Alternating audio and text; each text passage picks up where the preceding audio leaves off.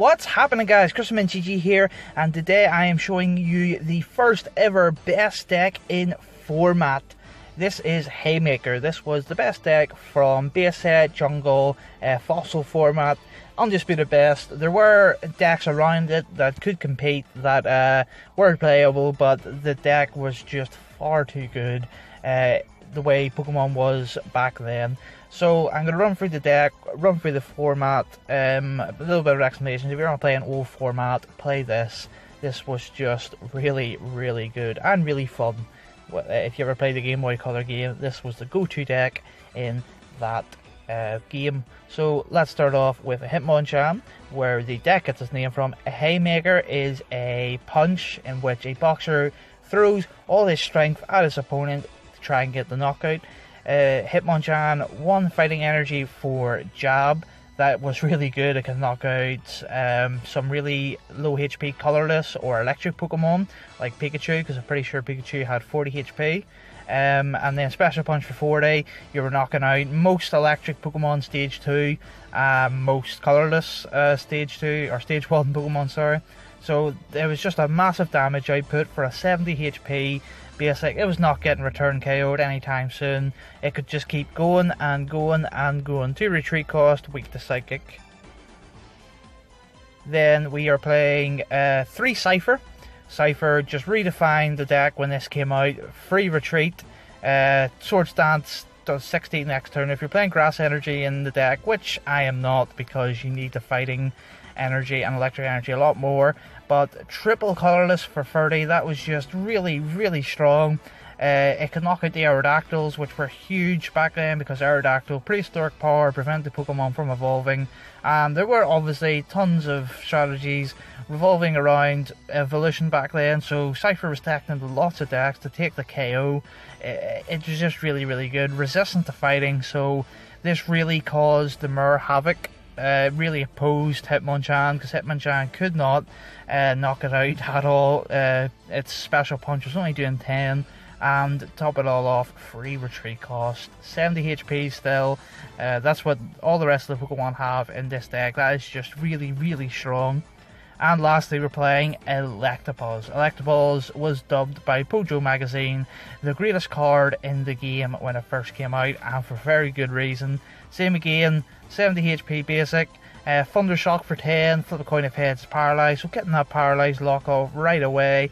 It was just, there was nothing that could beat it. And then for 2 energy, you could be hitting for 40 with a coin flip. You have to take 10 damage if you hit tails, but no biggie. Electabuzz keeps pounding away, pounding away, pounding away. KOs Blastoise, which was really, really big back then. That was my first deck in Rain Dance. It was just really, really important. Electabuzz, 4 copies. Now moving on to the Magnificent Trainer line. This was, the game was really, really fast back then. You could attack in your first turn, which made the Haymaker deck that good, because you could just dunk your opponent. Basically, because you play like plus power, and it was, if you have like type advantage, it's just really, really, really strong. You play 3 Scoop Up, because they are 70 HP basics. That was big back then. So just, you're only attaching really 1 energy, bar Cypher, who has probably 2 with a DCA and another energy. So scooping him up like Hitmonchan, then bringing out like Electabuzz or something, putting Hitmonchan back down. It was really, really difficult to take KOs against this deck. Plus Power was the most important card in the deck. Play 4 copies, and you could play as many as you wanted. I'm pretty sure that turn it doesn't stack, or it does stack, sorry, if memory serves. Yes, so you could play 4 in 1 turn, and jab and all would be doing a lot of damage. 3 item finder, it was the VS Seeker of the format. Discard 2 cards, they have 1 trainer card back from your discard pile to your hand. 4 energy removal, because yeah, it's a crushing hammer that hits any energy. Insane. Can't believe a card existed like that back then. 3 Professor Oak, because you are playing item finders, so you don't need to max out on it. It's discard your hand, draw 7.